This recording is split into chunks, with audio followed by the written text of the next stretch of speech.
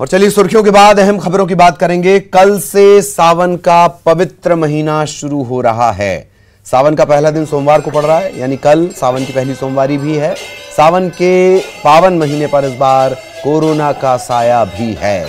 कल से शुरू हो रहे सावन महीने में बाबा महाकाल के दर्शन श्रद्धालु सुबह 5:30 बजे से रात 9 बजे तक कर पाएंगे, लेकिन उन्हीं श्रद्धालुओं को दर्शन का लाभ मिलेगा जो पहले से बुकिंग कराएंगे।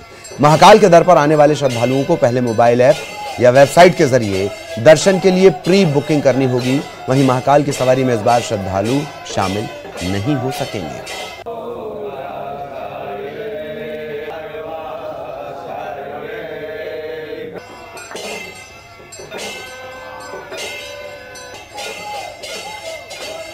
और सीधे बाबा महाकाल की पावन नगरी आपको लिए चलते हैं। सहयोगी आनंद इस वक्त हमारे साथ जुड़ चुके हैं। तो आनंद, कल से सोमवार की सावन की शुरुआत हो जाएगी। सोमवारी भी है और भक्तों पर गहरा संकट भी है। सब चाहेंगे कि कल ही बाबा से मिलें। क्या व्यवस्थाएं? बिल्कुल ललित, देखिए बहुत अच्छी बात कही आपने। चूंकि कोरोना वायरस की महामारी के चलते मंदिर प्रबंध समिति ने अपने अपने तरह से अलग यहाँ पर व्यवस्थाएं की है, जिसमें मोबाइल ऐप के जरिए ही श्रद्धालु यहाँ पर जो है आ सकेंगे और वो अपनी यहाँ पर पहले प्री बुकिंग कराएंगे। सुबह 5:30 बजे का समय निर्धारित किया गया है आम श्रद्धालुओं के लिए, जो कि रात 9 बजे तक जारी रहेगा। इस बीच जो है मंदिर समिति ने साफ तौर पर कहा है कि कुल एक दिन में 10,000 से ज्यादा श्रद्धालुओं को जो है अंदर दर्शन नहीं मिलेंगे। आप जानते हैं कि सभी लोग जानते हैं कि दूर दूर से आने वाले श्रद्धालुओं की संख्या लाखों में होती है। ऐसे में थोड़ी सी मायूसी जरूर उन लोगों के श्रद्धालुओं को जरूर होगी जो दूर दूर से यहाँ आकर बाबा महाकाल के दर्शन करना चाहते हैं। लेकिन महामारी है ऐसी है कि सोशल डिस्टेंसिंग का जरूरी है बनाए रखना, और ऐसे में बड़ा सवाल यही था कि किस तरह से आम श्रद्धालुओं को दर्शन करा जाए। तो मंदिर समिति ने अपनी ओर से सारी व्यवस्थाएं की है कि 10,000 श्रद्धालु आएंगे।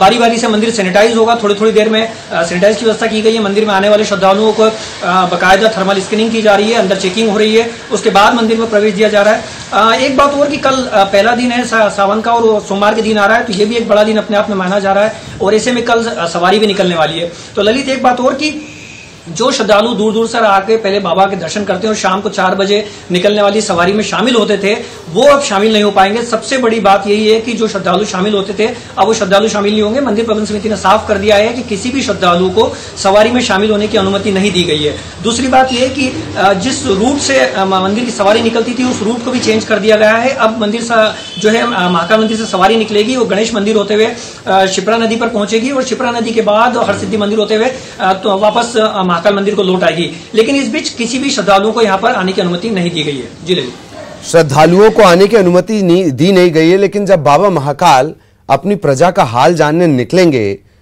तो लोगों को रोक पाना यह थोड़ा चुनौती भरा होगा। एक, क्या कोई दर्शन की वैकल्पिक व्यवस्था की जा सकती है कि आप दूर से दर्शन कर लें, दूर से ही बाबा के आशीर्वाद ले दें, खासतौर पर जब वो अपनी प्रजा का हालचाल जानते हुए निकलेंगे?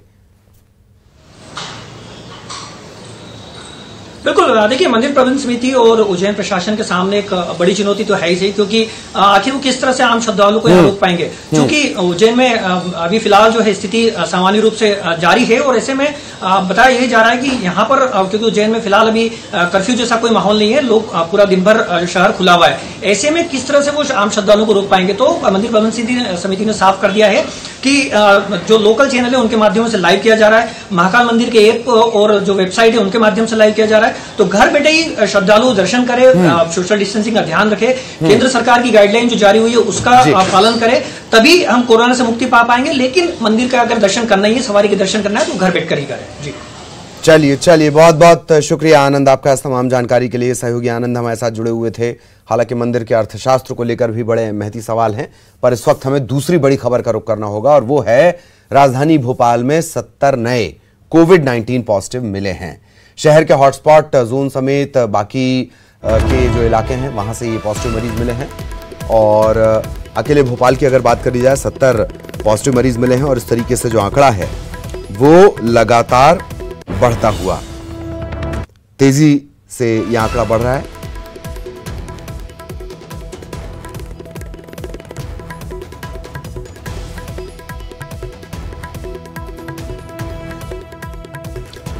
मध्य प्रदेश के कुल आंकड़े की बात कर ली जाए, 14,921 संक्रमण के मामले सामने आ चुके हैं। इनमें से 11,230 स्वस्थ भी हुए हैं, लेकिन 598 ऐसे जिनकी जान नहीं बचाई जा सकी है। अब जो ये नए ताजा मामले आ गए हैं, इसमें भोपाल में संक्रमण के मामले अगर देखे जाएं 3,115, 107 लोगों की जान जा चुकी है। लेकिन अच्छी बात ये 2,417 कोरोना को हराकर अपने घर वापस पहुंचे हैं। जबलपुर में 436 मामले, ग्वालियर में 541 मामले, उज्जैन में 866 मामले सामने आ चुके हैं। ये वो तमाम जगह हैं, बड़े शहर हैं जिनमें लगातार संक्रमण के मामले बढ़े हैं। लेकिन भोपाल की इस वक्त बात करेंगे। सहयोगी पूजा इस वक्त हमारे साथ जुड़ी हुई है, सीधे आपको भोपाल लिए चलेंगे। पूजा, क्या कुछ स्थिति भोपाल में? अनलॉक 2 की तरफ अब धीरे धीरे कदम बढ़ने लगे हैं, गाइडलाइंस जारी कर दी गई हैं। यह भी तय है कि आंकड़े बढ़ेंगे, लेकिन काबू कैसे किया जाए?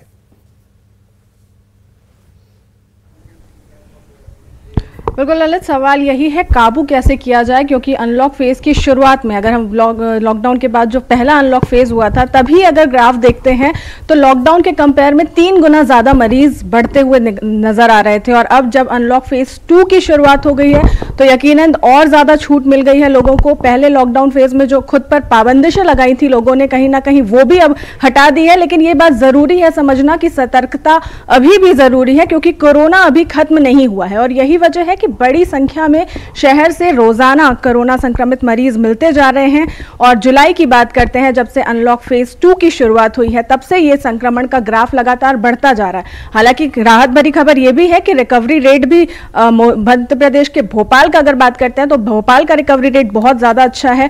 इंदौर भी पिछले दिनों तक हॉटस्पॉट जोनों में जहां काउंट किया जा रहा था, वहां भी स्थिति काफी कुछ नियंत्रित हो गई है। लेकिन राजधानी में अब यह संक्रमण अपना दायरा बढ़ाता जा रहा है, फैलता जा रहा है। और यही वजह है कि बड़ी संख्या में रोजाना हॉटस्पॉट जोनों के साथ साथ अन्य क्षेत्रों से भी कोरोना के संक्रमित मरीज निकल रहे हैं। यहाँ का जो सेफेस्ट प्लेस राजभवन कहा जाता था, वहां भी कोरोना ने दस्तक दे दी है। विधानसभा में भी कोरोना दस्तक दे चुका है। यानी जो भी प्रशासकीय अमले जहां बैठ करके काम करते थे, वहां इसने एंट्री ले ही ली है। और इस परिस्थिति से यह समझा जा सकता है कि कितना सतर्क रहने की जरूरत है, कितनी सावधानी बरतने की जरूरत है। लगातार प्रदेश में कोरोना किल अभियान चलाया जा रहा है। भोपाल में इसकी शुरुआत पहले ही हो गई थी।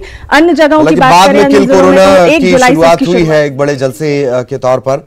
लेकिन किल कोरोना के जो नतीजे हैं उनके आने में काफी वक्त अभी लग जाएगा। बहरहाल बहुत बहुत शुक्रिया पूजा इस तमाम जानकारी के लिए। सहयोगी पूजा हमारे साथ जुड़ी हुई थी। अब जरा हम इंदौर की तरफ चलेंगे। इंदौर में हाईकोर्ट ने यह माना है कि अभी संक्रमण का खतरा कम नहीं हुआ है। हाईकोर्ट भी ये मान रहा है, आईसीएमआर भी आपको ये बता चुका है, WHO की तरफ से भी ये हिदायत जारी की जा चुकी है कि ये तो स्थितियां अभी फिर भी काबू में हैं, हालात अभी और बिगड़ेंगे। इंदौर की फिर बात करेंगे। इंदौर अभी भी कोरोना का हॉटस्पॉट बना हुआ है। 11 जुलाई तक हाईकोर्ट और निचले कोर्ट की छुट्टियां बढ़ा दी गई हैं। बार एसोसिएशन ने 6 जुलाई से कोर्ट खोलने की मांग की थी। बार और हाईकोर्ट बार एसोसिएशन ने कल एक संयुक्त बैठक भी बुलाई थी। विरोध की रणनीति वकील कल तय करने वाले हैं। इस बात का विरोध किया जाएगा कि ये जो छुट्टियां चल रही हैं ये लंबी लगातार जा रही हैं। सहयोगी अरुण इस वक्त हमारे साथ जुड़े हुए हैं। अरुण, पूरी जानकारी विस्तार से। छुट्टियां बढ़ा दी गई हैं, पर बार एसोसिएशन इसके खिलाफ नजर आ रहा है।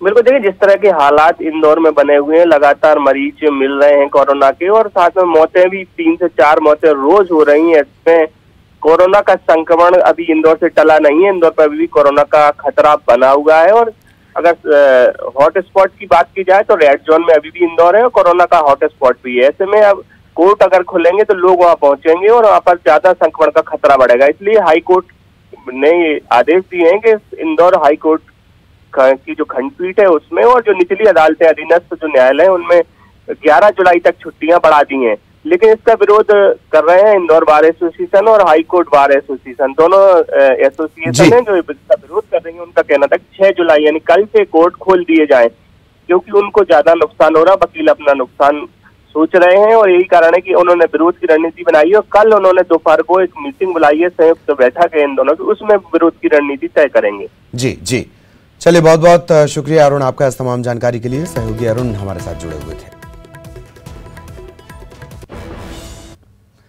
और अब इसी लॉकडाउन के एक इफेक्ट की बात करेंगे। अप्रैल और मई में कोरोना का उच्चतम स्तर देखने वाले इंदौर शहर के लिए जून का महीना आबो हवा के हिसाब से राहत लेकर आया।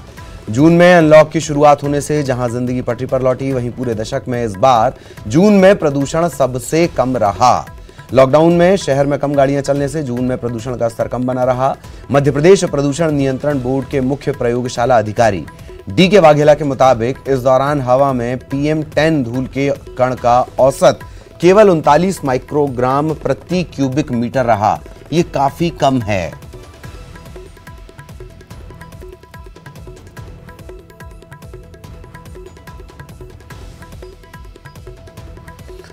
और अब बात छत्तीसगढ़ के कोरोना अपडेट की करेंगे। छत्तीसगढ़ में कोरोना एक तरह से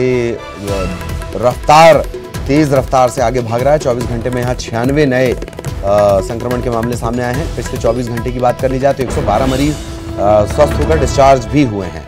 और अब राज्य में एक्टिव मरीजों की संख्या हो गई है 621। कुल पीड़ितों की संख्या की अगर बात कर ली जाए, पीड़ितों के मामले कोविड-19 पॉजिटिव जो मामले आए हैं अब तक 3161 आ चुके हैं और 2526 लोगों ने कोरोना को मात दी है।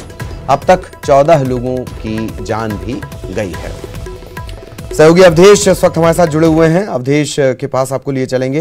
अवधेश, 24 घंटे में 96 नए मामले, ये आंकड़े सिर्फ लगातार बढ़ते जा रहे हैं और अनलॉक की स्थिति भी आ गई है। बिल्कुल, देखिए जैसे जैसे रियायतें मिली, 1 जून से जिक्र कर लिया जाए अगर 5 जुलाई तक, तो जैसे जैसे रियायतें मिली वैसे वैसे ही कोरोना का संक्रमण बढ़ता गया, दायरा बढ़ता गया। अब स्थिति ये हो गई है कि राजधानी रायपुर में ही कल 35 नए मामले आए और कुल 96 मामले संक्रमित जो नए पाए गए वो 96 उनकी संख्या है। सबसे हैरानी वाली बात और चिंता की बात यह है ललित कि जिन नए वर्गों को कोरोना ने अपनी चपेट में कर लिया है उनमें 2 दर्जी मौजूद है शहर के, एक कूड़ा बीनने वाली महिला पीड़ित हुई है। तो ये नए नए वर्गों तक जो कोरोना का फैलाव हुआ है ये आने वाले समय की चुनौतियों की ओर इंगित करता है कि आखिरकार कैसे इस पर लगाम लगेगी, क्योंकि हमने अपने दर्शकों को वो भी तस्वीर दिखाई कि किस तरह से खुले में पीपी किट और फेस मास्क जो है वो फेंके गए थे, हैंड ग्लोव खुले में फेंके गए थे, उसका डिस्पोजल ठीक से नहीं हो पाया था। और ठीक खबर उसके बाद ये आई कि एक कूड़ा बीनने वाली महिला को पॉजिटिव रिपोर्ट आया है। तो ये तमाम चीजें हैं, व्यवस्थाओं को भी बताने के लिए काफी है कि किस तरह से व्यवस्थाओं के अभाव में हम संक्रमण के दायरों को एक से दूसरे वर्ग तक फैलाते जा रहे हैं। संख्या तो लगातार बढ़ती जा रही है। ये बात जरूर है कि हम स्वस्थ होने के मामले में या रिकवरी के मामले में देश भर में चौथे नंबर पे है, लेकिन नए नए वर्गों में संक्रमण का फैलना आने वाले समय में बड़ी चुनौती और बड़े खतरे की ओर इशारा कर रही है। जी, बहुत बहुत शुक्रिया अवधेश आपका इस तमाम जानकारी के लिए। बड़े खतरे की तरफ इशारा।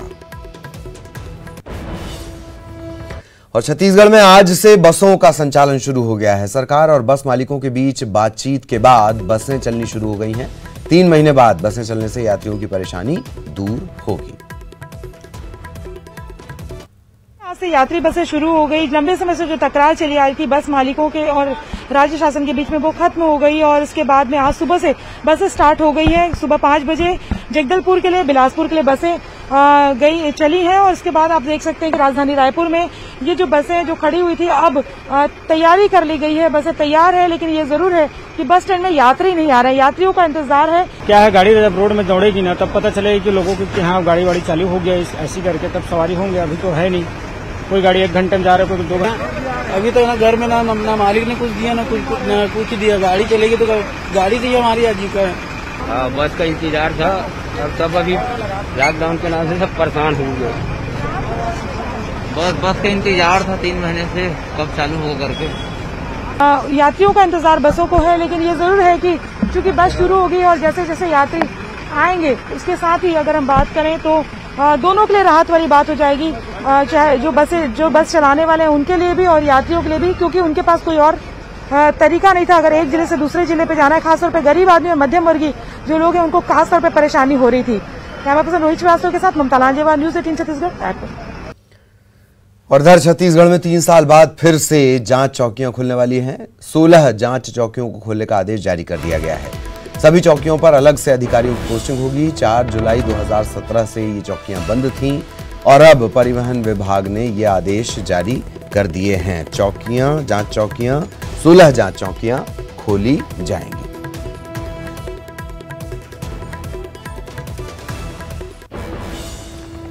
छत्तीसगढ़ सरकार ने देर रात प्रशासनिक अधिकारियों के तबादले कर दिए। इसके तहत देवेंद्र प्रधान को सीएम का ओएसडी बनाया गया है। वहीं जोगेंद्र नायक को महासमुंद का अपर कलेक्टर बनाया गया है। राकेश कुमार गोलछा को डेप्यूटी कलेक्टर की जिम्मेदारी दी गई है। इसके अलावा सीएल मार्कंडेय को राजनांदगांव का अपर कलेक्टर बनाया गया है। सामान्य प्रशासन विभाग ने इनके साथ ही 22 एसीएस से लेकर सचिव स्तर तक के अधिकारियों की एक सूची भी जारी कर दी है। आपको बता दें कि संबंधित विभाग के अधिकारी की गैर मौजूदगी में लिंग अधिकारी ही कार्यभार संभालते हैं, जिम्मेदारी संभालते हैं। इधर मुंगेली के लोरमी में बदमाशों के हौसले बुलंद हैं। थाने से महज 100 मीटर की दूरी पर लोरमी स्थित कोर्ट के सामने मेन रोड पर एसबीआई के एटीएम में चोरों ने धावा बोल दिया। एटीएम से पैसे पार करने के लिए बदमाशों ने पूरी कोशिश की। तस्वीरों में आप देख सकते हैं कि किस तरह से यहां तोड़फोड़ की गई। जब पैसे नहीं निकले तो चोरों ने एटीएम को उखाड़ कर ले जाने का फैसला लिया। हालांकि वो कामयाब नहीं हो पाए। पुलिस फिलहाल आरोपियों की तलाश कर रही है। कैमरा तोड़ा गया है, कांच तोड़ा गया है और डिस्प्ले जो है पूरा मोड़ तोड़ दिया गया है। अंदर रूम है, रूम के दरवाजे को तोड़ के अंदर से लॉक को खोल के फिर तोड़फोड़ किए गए हैं प्रयास। लोरमी मेन रोड के किनारे एसबीआई के एटीएम है, जहां तोड़-फोड़ कर चोरी करने का प्रयास किया गया है। सीसीटीवी कैमरे को तोड़ दिया गया है। आसपास में सीसीटीवी वगैरह लगे हुए हैं, उसको चेक किया जाएगा। और यहां रुकेंगे एक ब्रेक के लिए।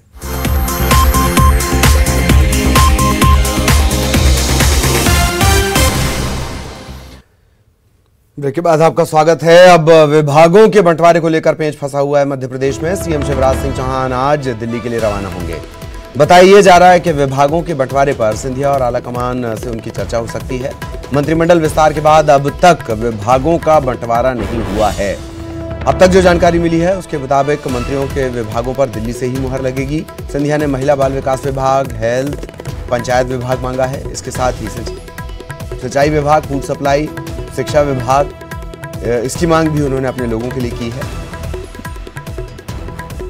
बताया जा रहा है कि पब्लिक से जुड़े विभाग जो सीधा जुड़ते हैं पब्लिक से, वो अपने पास रखना चाहते हैं। पार्टी में किसी तरह का असंतोष ना हो, लिहाजा शिवराज ने विभागों के बंटवारे को आलाकमान पर छोड़ दिया है।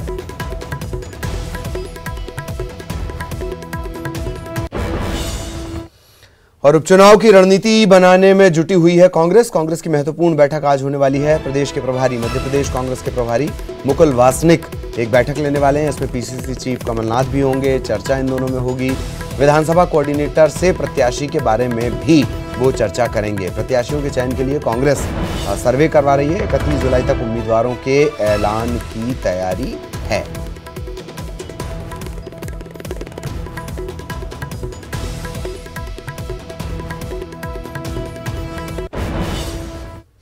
इधर भोपाल में उपचुनाव के मद्देनजर बीजेपी की एक वर्चुअल रैली होनी है। ग्वालियर विधानसभा की वर्चुअल रैली ये होगी। ग्वालियर विधानसभा से जुड़े जो तमाम पदाधिकारी हैं उनसे चर्चा की जाएगी। प्रदेश अध्यक्ष वीडी शर्मा इस रैली को संबोधित करेंगे। दोपहर तकरीबन 12 बजे वर्चुअल रैली को संबोधित किया जाएगा। मंत्री प्रद्युम्न सिंह तोमर भी उनके साथ ही रहेंगे और भोपाल से ही संबोधित करेंगे।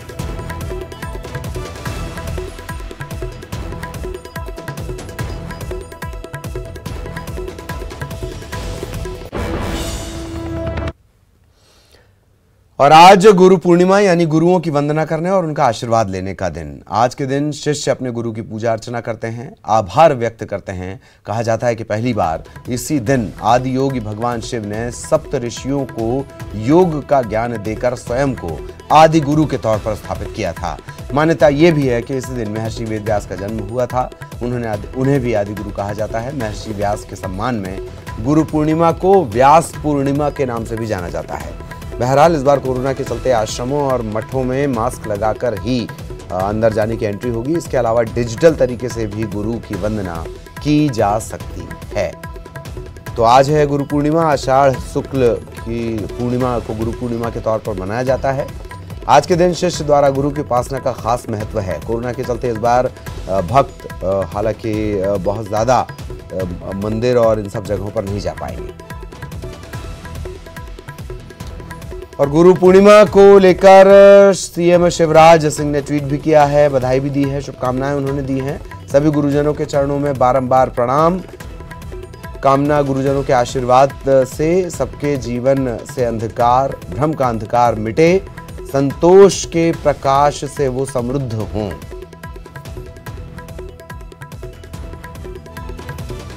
और इसी के साथ इस बुलेटिन में इतना ही। नमस्कार।